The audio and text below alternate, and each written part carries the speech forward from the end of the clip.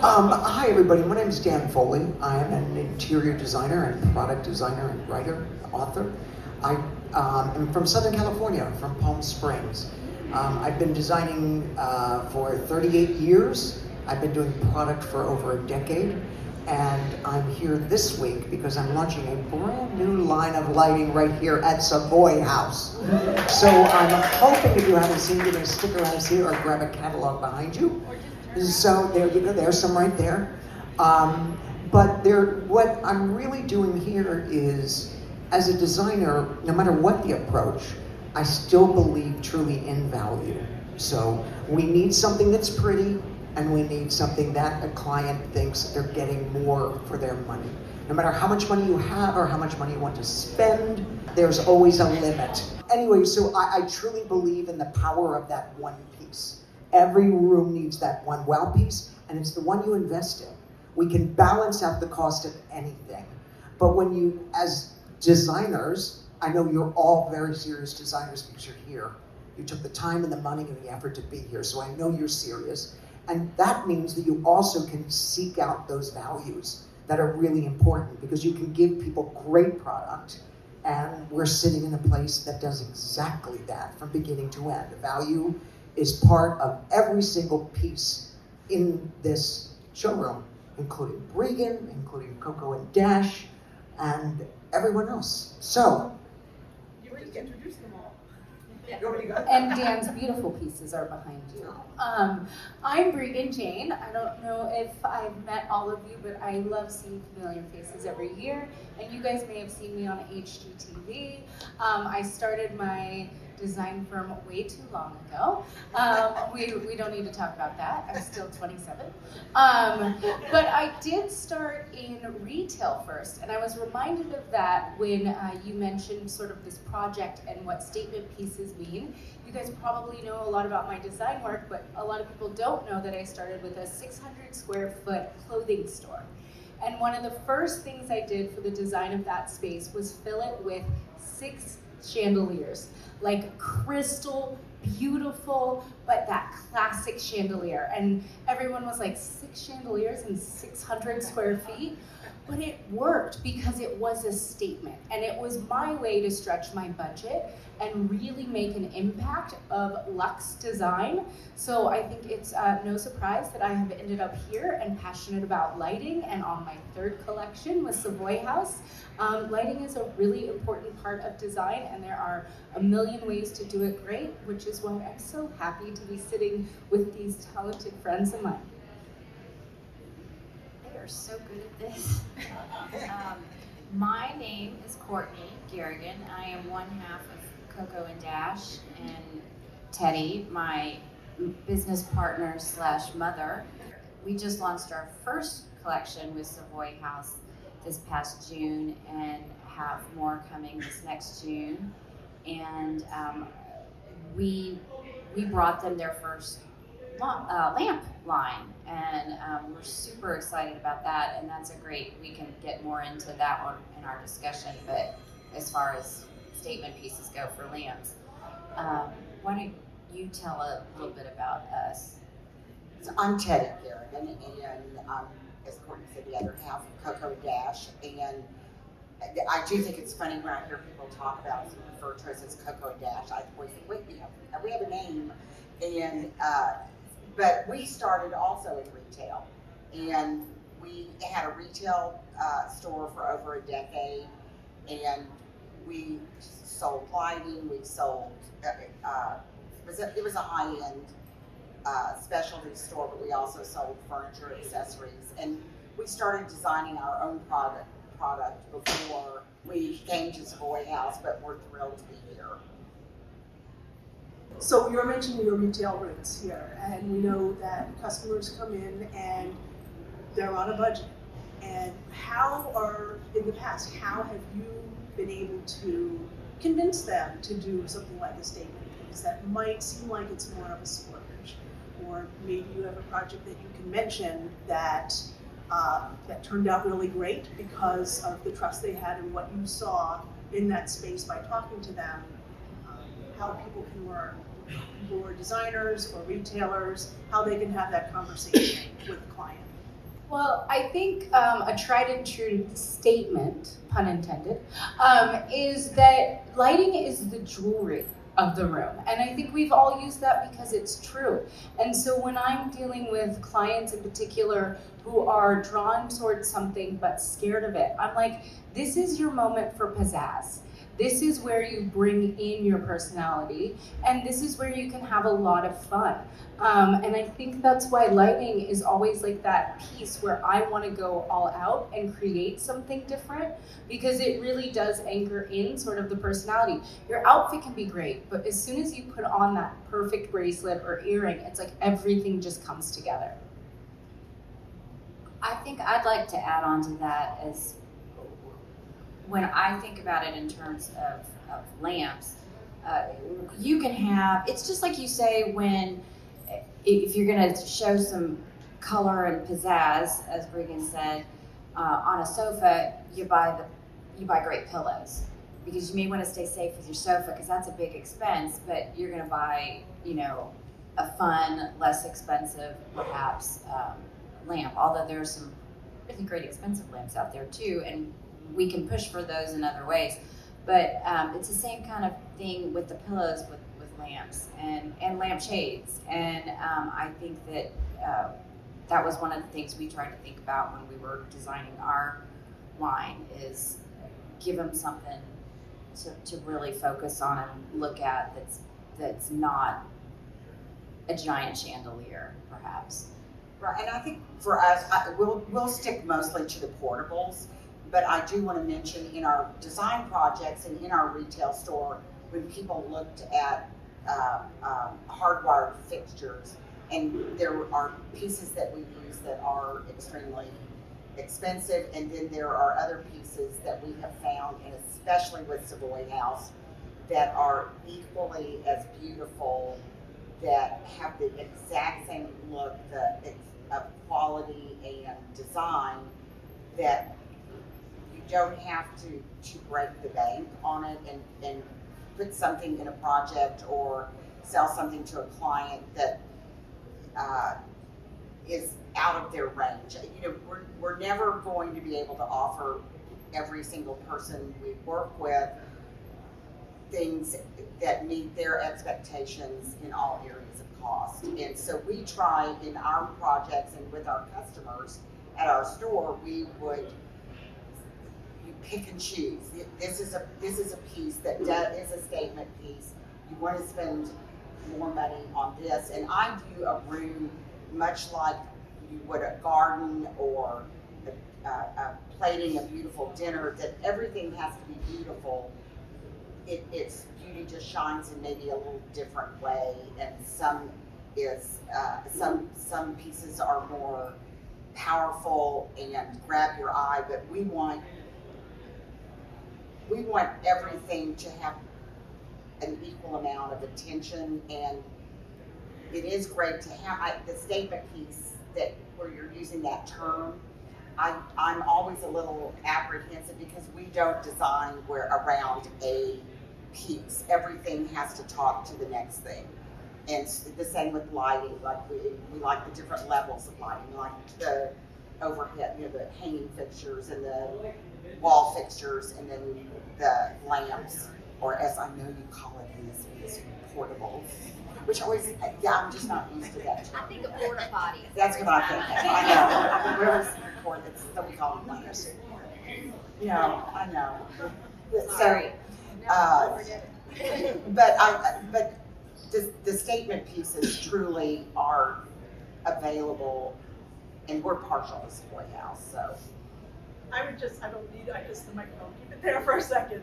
To your point is sometimes a statement piece doesn't have to be a large statement. You can make a statement by having some portables like you have, or lamps. Maybe you can talk, is there a way to do that? Even the little rechargeables. I don't know if you saw our new rechargeables around. Those are little pieces, they're little jeweled. Yeah, they're jeweled. So how do you do that? How do you create a little statement piece out of something like that? Yeah. So to me, I could sit, what pops, I don't know what really pops into my mind immediately about those and the way that we use them is if I'm doing, like I can see that on vanity or a desk. We did it on a secretary where the secretary doors are open and you have a little rechargeable, and it's such a soft, pretty light. And then you have the one you're talking about, the reverse painted glass. So you have that little bit of color, and we're known for color, but we're very deliberate and thoughtful about how we use color and prints, and it so that it isn't overwhelming. But it doesn't have to be a massive piece. It has to be a piece that is in good taste and designed well and made well, so that it holds up. So I want to expand on something that Regan started saying, which was about being well dressed. I think that a great room, a memorable room, isn't about one piece. It's about the relationship between everything. It's like a beautifully dressed woman who didn't put on any makeup. There's something missing, no matter how expensive the rest of the stuff is, right? So, and oftentimes that jewelry, that specialty piece can be a fixture. And I love that because here's the other thing. I find that most people who try and do it themselves without us is they always go underscale. The chandeliers, the light fixtures, they're too small. It's the one time in the design of a room where I say, let's overscale it for sure, let's go big. And so a statement piece is easy that way, especially when you can find it that's gorgeous and has value, not just in its beauty and design, but in that price point. And it's what we've all strived to do in our businesses, and especially here at Savoy House. But statement pieces can be anything. I will tell you, we had a project a number of years ago in California where we just needed that something. We had that big sofa, it was just suede, it was pretty, but it was a big piece of suede. What am I gonna do with it? So, but we happened to find in a showroom pillows that were made from, get ready, 14th century tapestry remnants, and then finished with antique velvets and trims. Now, 15 years ago, I don't know, they were $2,200 a piece. The client bought 8 of them. Thank God they found my phone number.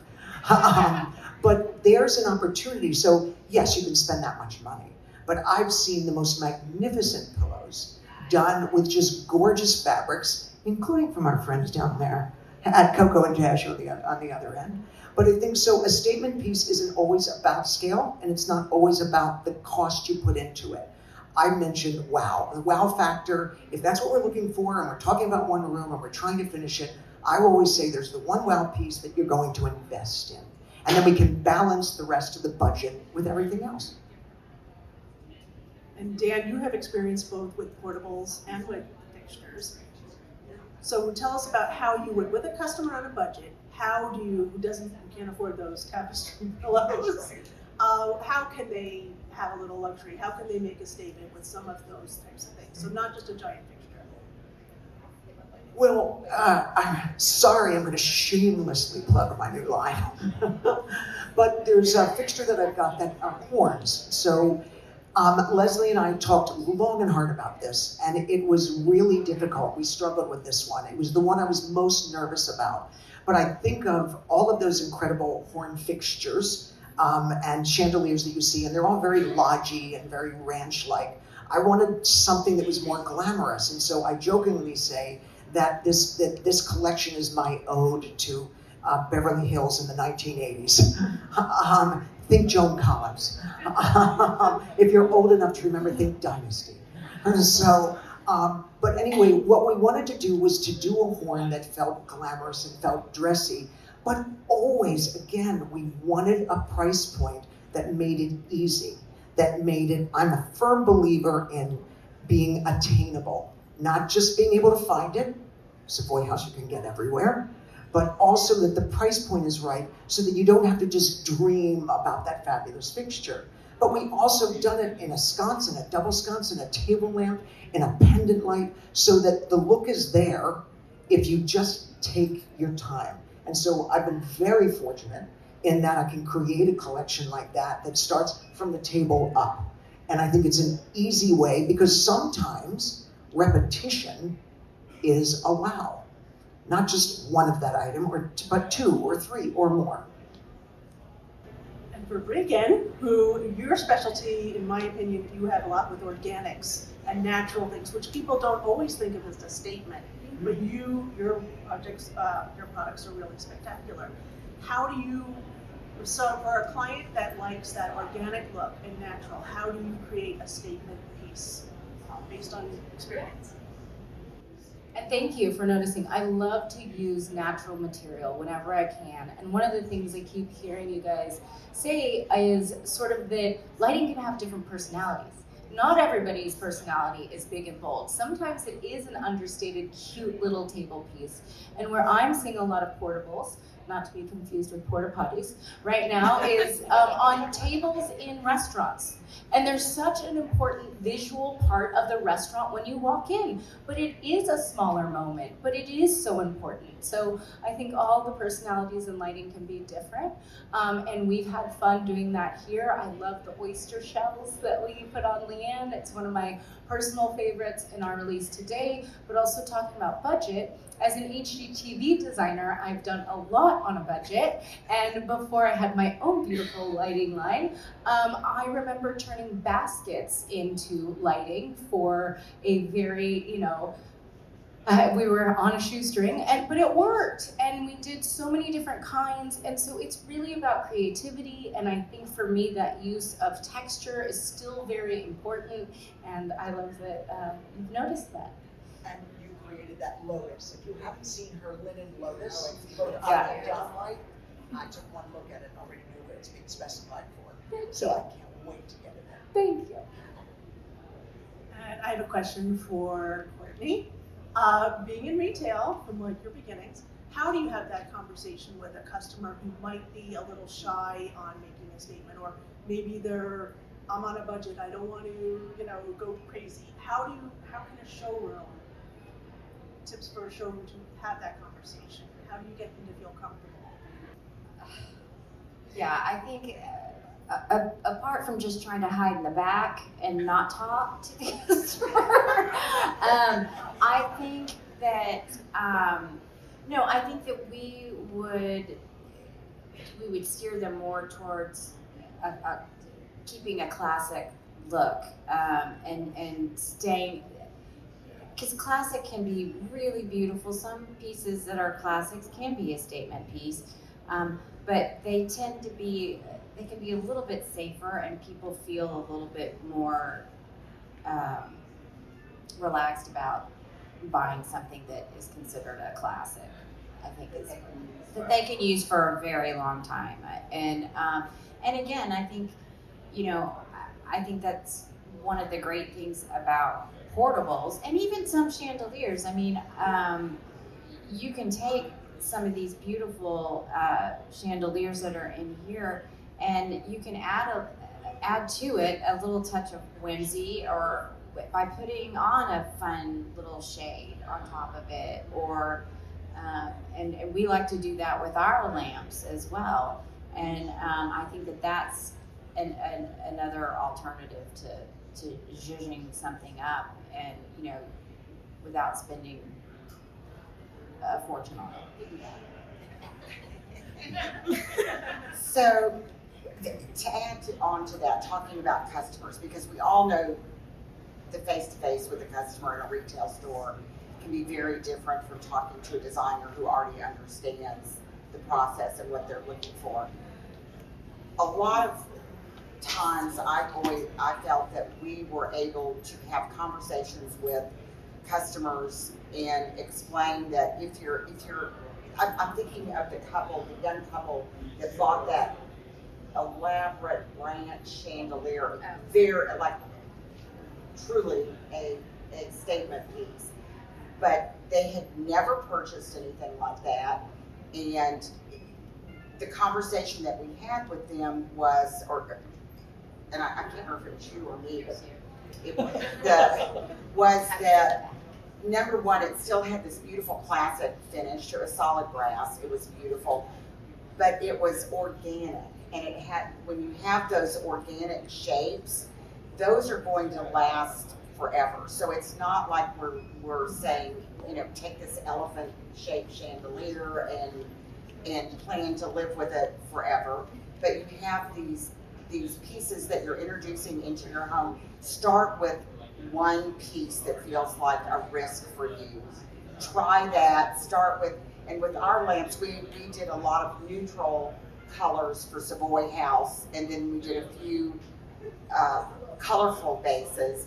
But the shapes are a little fun, and some of them are a little edgier than others, but they stay within a range of, to me, safeness for somebody who is uncomfortable with it, that they're fine with that, because there isn't a better price point. I mean, we all know we've probably placed lamps that are pretty costly, but by adding that shade, if you want to change the shade on a lamp, can change the whole look of the room.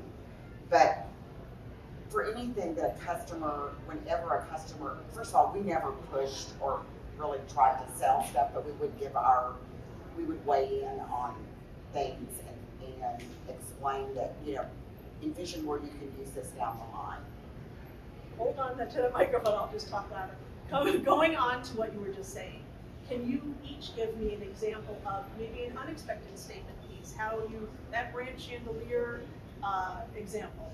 Can either anybody volunteer a project that had an unexpected, something that became a statement piece where it might not be sold as a statement piece?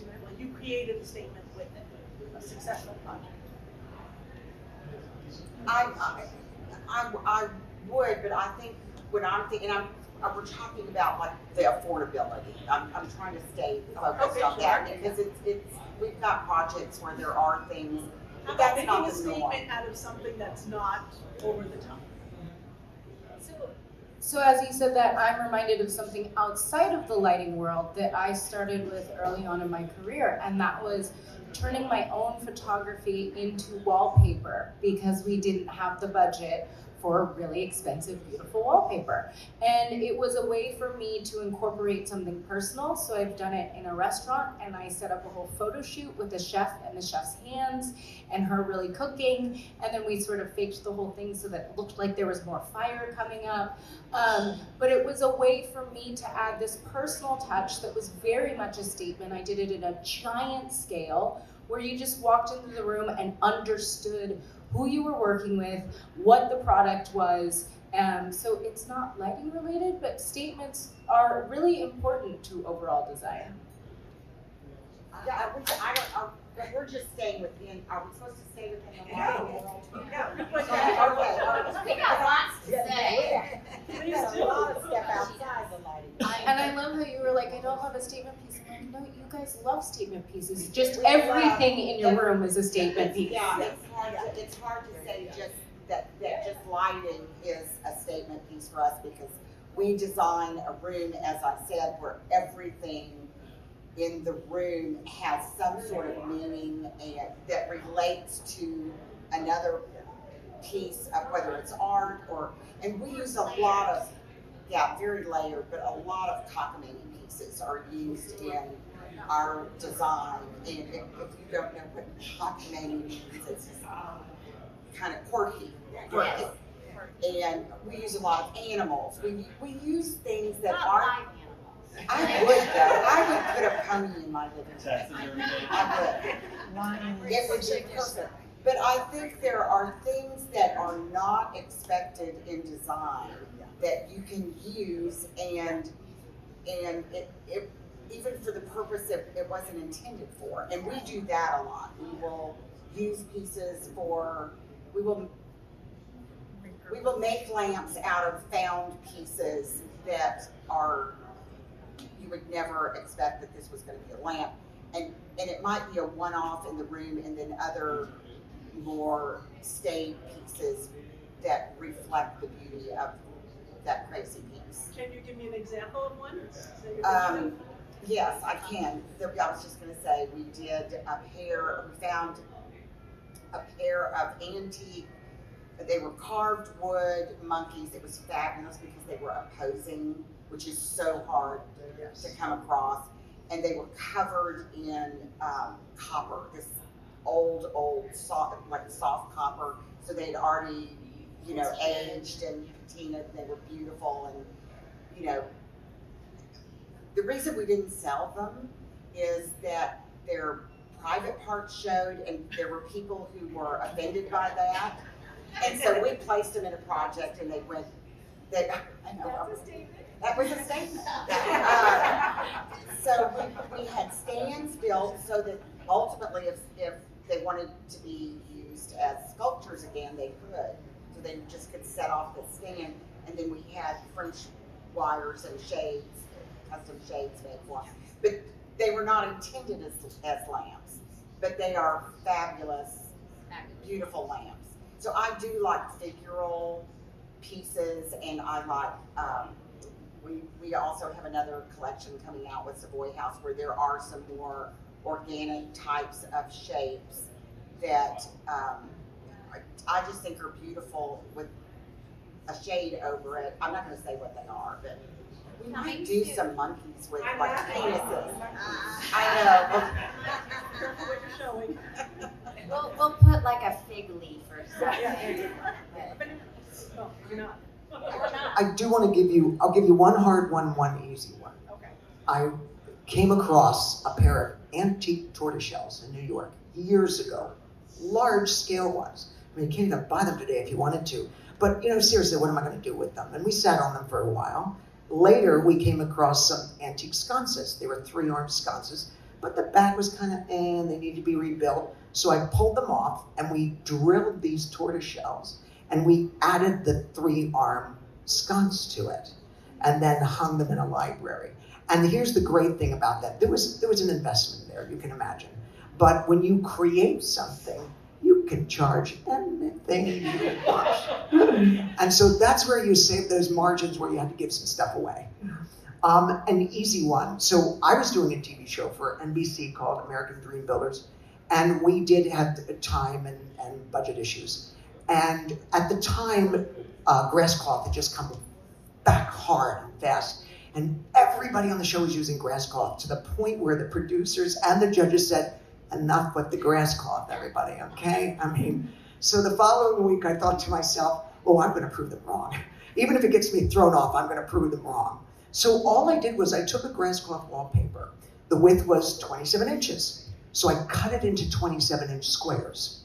And I had it applied to the wall like this. So we created a subtle grid. We changed the lighting and the texture changed. We created a secondary influence or detail interest by doing that with a simple wallpaper.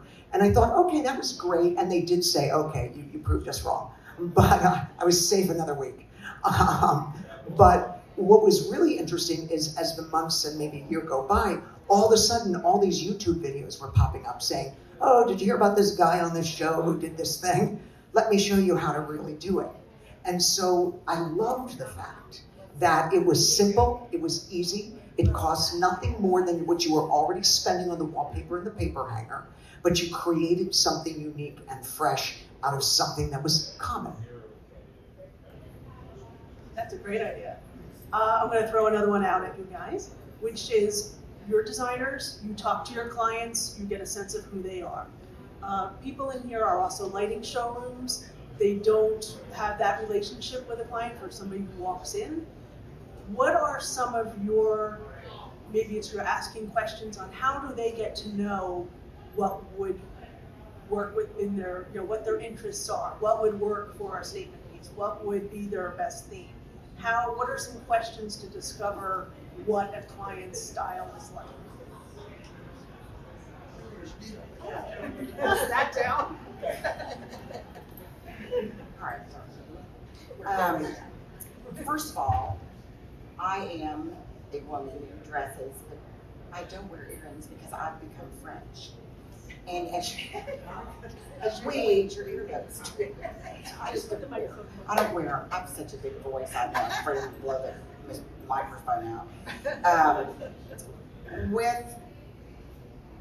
When we are it sounds like you're asking like when we're vetting clients, what do we? I don't like vetting, but how do you get to how do you get to know their personality so that you can find Well, so to us, that's part of our vetting Okay. process because we would never try to take on a project that we knew we couldn't make those people happy.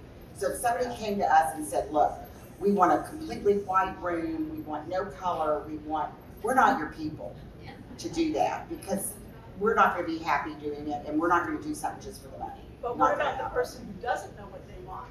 So what we do is we have a conversation about what their interests are, what their favorite colors are, what kinds of colors, do they like bright colors, do they like muted colors, what type of art are they attracted to. It's all of it. We talk about things like movies, like is there a home in a movie, and we've never been on a TV show, but is there a home that you can think of from a famous movie that you like? For instance, Something's Gotta Give, or so when we start just having those conversations, like we can have a conversation with you over a period of about 30 minutes and get an idea of whether our aesthetic and your aesthetic are going to marry, because again, we don't do design just for the money. That is not why we're doing it. We're doing it to enhance people's lives, to make their quality of life better, and to give them something that makes them feel happy and can hopefully be passed down to generations behind them. But what if I'm walking into Coco and Dash as a customer? Get out. I can't afford anything. That's not true. That's not true. How do you, so somebody's walking in off the street and they want to find something for their home, they're not sure what. So not a design client, but somebody coming in, just a consumer. Do you know what, honestly, Linda, and tell me if you disagree with this.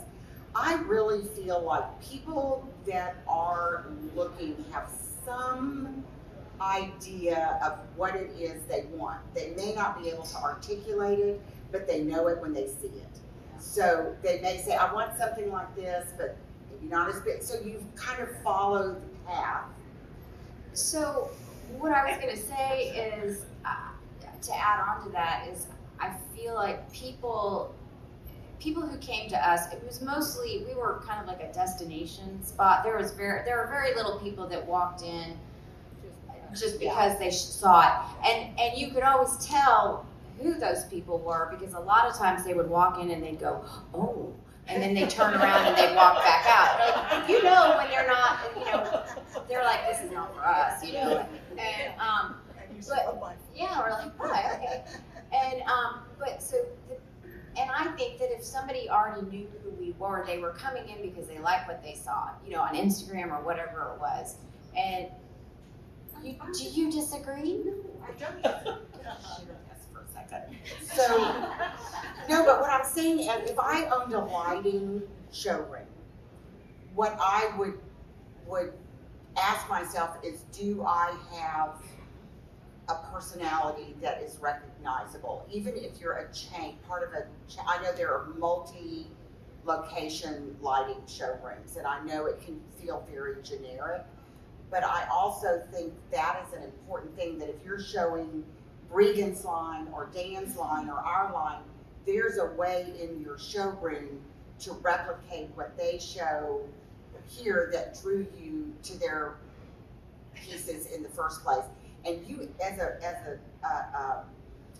venue, as a store, you have to have some kind of personality and reputation that people know, if I go in here, this is what I'm going to find. I'm going to find something new. I'm going to find something. There are a lot of options, or I don't know if there are showrooms that just do, certain, just only. I would say they're pretty broad, so you Yeah, have so to pretty appeal broad, to but them. I still think you have to develop a personality so that when someone walks in, they're drawn to something. They're drawn to the oyster, if you have it decorated in merchandise, it all boils down to merchandising. That is truly the case for retailing, and if any of you were ever in Cocoa and Dash, in what? And wholesaling. Look at your space here. It's merchandising. It's the wallpaper. Oh, yeah, that's what I was saying, anywhere, it's all that merchandise, how you merchandise your products. And that doesn't change whether you are, and I did merchandising when I was in my 20s, and early 20s, and because it's a hard job, but you can merchandise anything, and it's one of my favorite things to do. It doesn't matter how exciting our products are, I still want to merchandise them. I want to put them in something fabulous. Regan, do you have? I actually have a go-to question that I love to ask my clients, and that is, where is your favorite hotel vacation spot you've ever been to? And I don't want you to think about what it looks like. I want you to tell me where you felt the best. And then I can go in and usually find public photos of most hotels, and as a professional, pick apart what it is that might have made them feel welcome, even though it's a lodge and they're terrified that they told me about a lodge because they don't want their house to look anything like a lodge. But I can pick apart, what really makes somebody's spirit move. So that's been a great question. Do you have a specific one that you can think of? I realize we all gave examples, or they gave examples. Do you have something that stands out? Well, the thing that I'm thinking of is actually when you were saying vetting, I accidentally vetted somebody with this question because they proved to travel all over the world and had a big budget, so they said. And I said, well, what's your favorite hotel? And have you been here? And I've had drinks here. And their face went blank.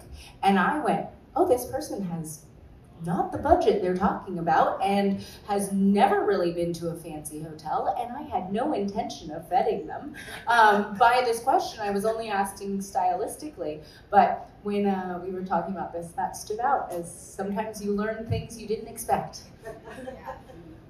There's another thing that I like. I'm going to build off of what you said again. Thank you, Bree.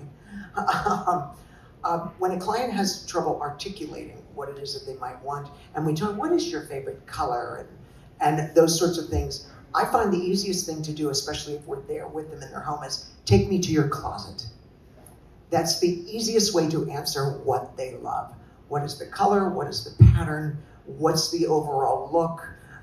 Because it's not just how they're dressed that day. They might have gotten dressed up for you to come and see them. But when somebody says to me, I don't love pattern, which always deflates me, because I love it. I love going into their showroom. It makes me so happy. But when you can go into a closet and remind them, but wait a minute, but you own this. Do you wear this? Do you love this?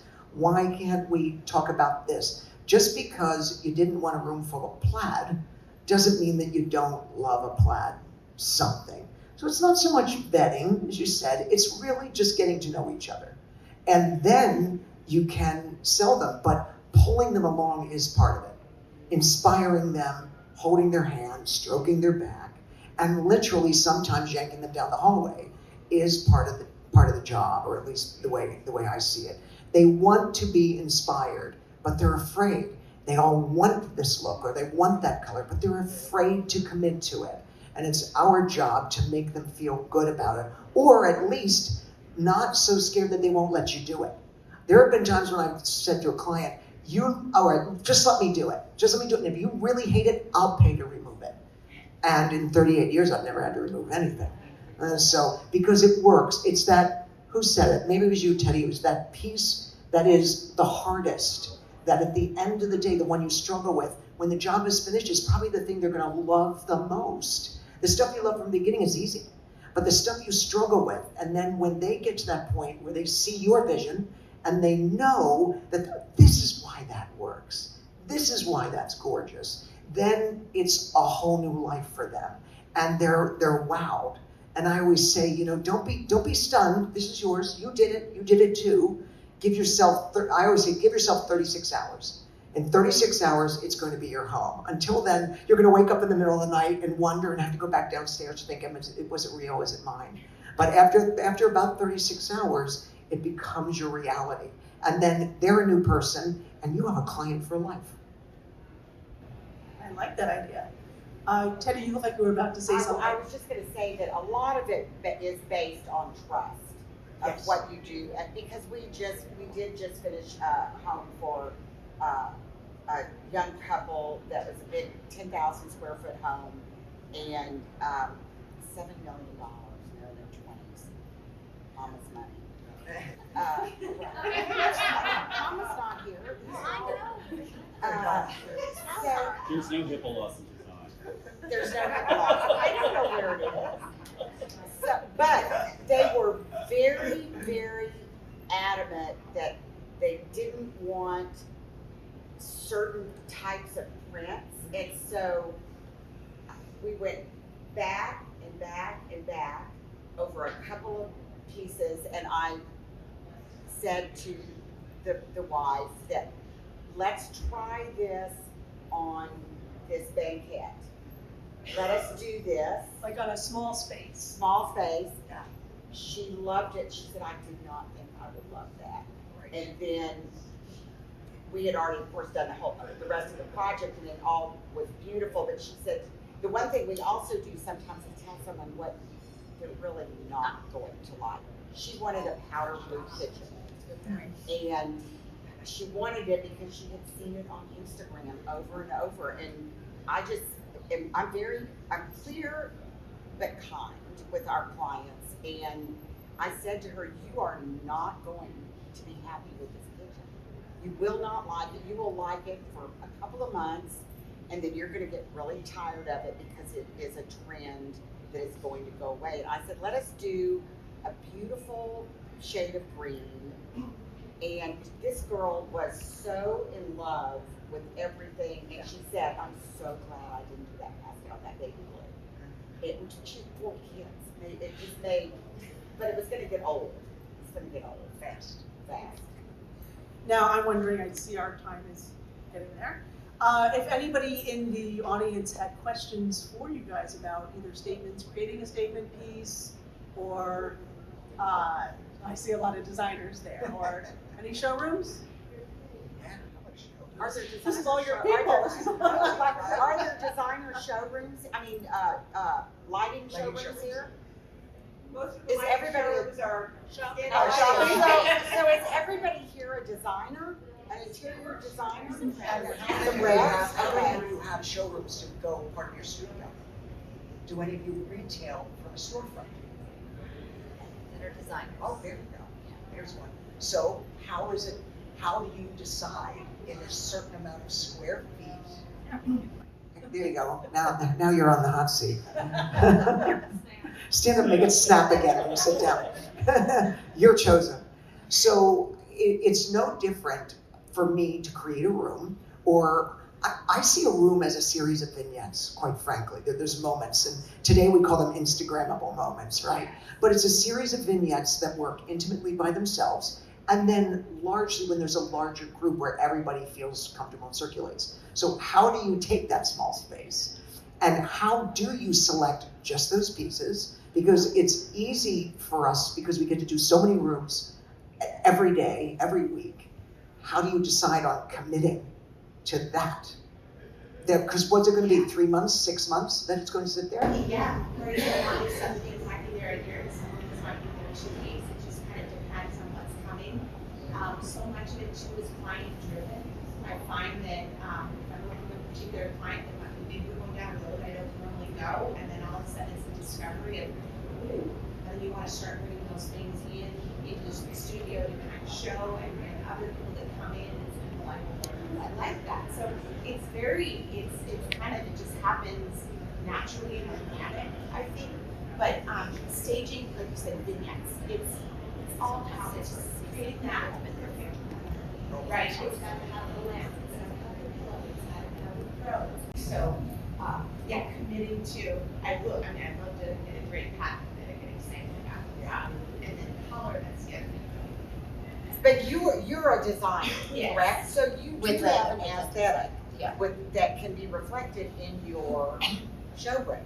But an evolving one? But it's Well, also but the client dictates it. I've always said that I don't have a specific design aesthetic. I design for the client, so I can do just about any kind of style. So I try not to make it too personal in my studio space, so that they can understand I can do all A wide range. Well, and what we've always said is, because we could spin our wheels forever, we can't be all things to all people. We can't, that statement makes my head spin. Like, I could feel myself getting anxious when you said you can do all different kinds of design. That makes me, but what I was gonna say a minute ago is, we would change our shop twice a year, and we could have had the same lamp for 2 years, and we put it somewhere else, and they were, oh my God, when did you get that? I mean, they come in every 3 weeks, and they've never seen this lamp before. And then it sells. We also have a funny lighting story. We had a beautiful chandelier. It was not an expensive piece. It was a very large piece. It was very simple. It was very simple, but it was a large scale, and you got a lot of fixture for the price, in our opinion, and that's why we both bought it. We were like, well, this is great. This is gonna fly out the door. Well, it didn't, and it sat there and hung there, and so we thought, well, let's mark it down, which we never do, and so we did that. Nothing happened. It never Nothing said sale. It never said sale. We just It sort of changed the discreetly price. changed the price. Never sold, and then we decided, let's hike the price way up and see what happens. Sold in 2 weeks. It was the most bizarre thing. We thought, you people are so stupid.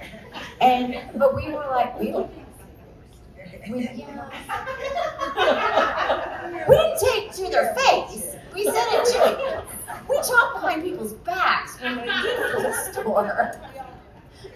And do you merchandise specifically to move something like that? Absolutely, we merchandise stuff all the time. This was not selling, I will make a new environment for it. Yeah. For everything, we would totally change our retail. I'm so confused between our store and our showroom because they're two different things to us. But our store would be completely, we would strip everything off the cabinets, everything off furniture. I mean, there'd be a staging area, and we would redesign the entire store. We do the same thing with our showroom. The only thing that hasn't moved in a year, like, I guess we've done it, like we've repapered the windows and stuff, the tent. You can't move a tent really. I had to really struggle for that. You don't want to do that. But that putting things in a different space, and I love doing that at home because you appreciate something, it feels a little different, it feels fresh, and My dad could never go blind because he would be screwed trying to walk through that house. She'd move a chair and he'd trip over it. Teddy, you made a really good point though, which is The difference between the retail and the wholesale showroom. And I have a lot more experience in a wholesale showroom or not. But the really cool thing about the wholesale is exactly what you said in retail. I can use the same exact merchandise. We don't have to put one new thing in there. But if you take it all down and you repaint it and you repaper it and you move some stuff around, and they still walk in and say, oh, look at all this purchase, can I buy this? Can I have that? And of course, what's the first thing a buyer says is, what's new? And I don't want to, lie. I just say, take a look. Everything is so fresh. But you'd be surprised, they think everything is new. I realized I could wear the same shoes more than twice, and nobody would know the difference. It's the same thing in the showroom. So it's not that people aren't looking. It's just that, especially at shows, we're overwhelmed with choices. And so you can keep refreshing what you've got, and it's new, and it's fresh, and it's not, we're not lying to them, and it's not a trick. It's just merchandising. Now, Regan, you had a retail store at some point, right, early on? Yes, but my retail, I should say, started in fashion when I was 19. So this was lifetimes ago. But as I'm hearing these stories and thinking about a statement, I'm reminded of a client I had that came to me with all the money in the world, big celebrity, prepared to spend budget, but was like, hey, my grandmother just passed and I have a bunch of her furniture she left me and you don't have to use any of it, but I'm gonna show you what I have. And it was such an interesting personal way to turn things that meant something to her into a statement. And it wasn't stuff I would have ever bought or shopped for, but it was a way to really bring them in, and I had to give her that confidence because she's like, really, my grandma's dining table? And I'm like, it's gonna be gorgeous. And when we put it with velvet chairs and, you know, a chandelier above it, it's going to be this grounding part for you that reminds you of a table you sat at for years. So sometimes the statement isn't even in the design, it's in the memories. And I was just thinking about that as you guys were talking, because that was a very special client and a very special design project. That's a great point. And design is all about feeling. It is all about the feelings that you have in your home. No, I agree. I think it is, right? Oh, good. I'm sorry, I'm forgetting, but I noticed, yes, when she's a designer and she said she focused on a lot of different styles, and I noticed you was like, oh, I can't fathom that. You kind of cringe. So is there a certain particular aesthetic that you focus on that you feel work for you in your retail store, or do you just find what looks good? I don't know I wouldn't know how to explain what our aesthetic is. I mean, we're very, and we do differ on certain things. But I would say it's just more of a classic. I don't want to say it's traditional because it's really not traditional. It's how I grew up. And we love layering pieces and pattern and color, but that doesn't mean that I don't like to throw in something that's completely contemporary. If I like it, I'm gonna put it in there somewhere. That's it. I mean, I If think we like it, if we it do it. speaks to me, at least that's how we used to buy for our shop. What people would say, do you go with a list or something to High Point or whatever? No, we were like drunken sailors shopping. We just never knew what we were gonna do. And if we liked it, we got it. And we figured if we liked it, then maybe somebody else was gonna like it too. And but no, I mean, we're definitely, we do a lot of color, but it doesn't mean that that's all bright, crazy colors and patterns and stuff. I mean, it's just, It doesn't look like people used to come in our shop and say, oh my God, I just want my house to look like this. And we're like, no, you don't. You're not gonna live. yeah, the shop was a little You're more not than, gonna live in, you don't want white snow leopards, and I mean, it was like really yeah, it was a lot. To wrap up, I have one more question for Bridget. Regan. So you launched this beach house design, which was phenomenal, and you talked about designing with organics and things that are authentic. What was your inspiration on your beach house design? And did you incorporate a lot of the authentic, organic things within there? And by the way, I love the disco ball. Thank you. I think you set that trend, by the way. You should take And credit disco for balls that. are all the rage right now, and I did not invent them, but I've always loved them, and so 3 felt better than 1. And in my kitchen, because it was my house. But I, as a designer, also more follow, I am here for you to bring out your personality, who you are. That's what I enjoy. But you are the complete opposite in a beautiful way. And I think what I would describe your style as is like the original dopamine design, which is like a term that means like the space should make you happy. And your spaces are always very happy. And so for me, me, even in product design and designing my own house, it's been interesting to develop my own aesthetic because I didn't get to ask myself that question for 10 years. I was always doing it for somebody else first. And so finding my own personality, it was nice to see myself go through the process that I had asked all my clients to do for so many years. And trust me, it's like the hardest thing for a designer because we're like, everything's our option, and I've seen it all. So yeah, I really used my family and my kids and what I wanted the house to be more than I cared about each specific item. I really put into that home how I wanted to live, and it became unique in its own way, and I enjoyed that process. Well, speaking of things that make you happy, I want you to each tell me what your favorite piece that you did for Savoy was to wrap us up. We already know about you with the horns, so pick another one. That's easy. It's right behind you. The very first one with the onyx. It was based on an Etruscan oil lantern, so 2,500 years later we update it. Yes, this brown one we'll call it, which is the infamous and gorgeous Mediterranean bronze finish that only is here at Savoy House. I, in fact, asked for the finish when I was working with Leslie, but that's it. I love taking something not just antique, but literally in this case ancient, and making it modern.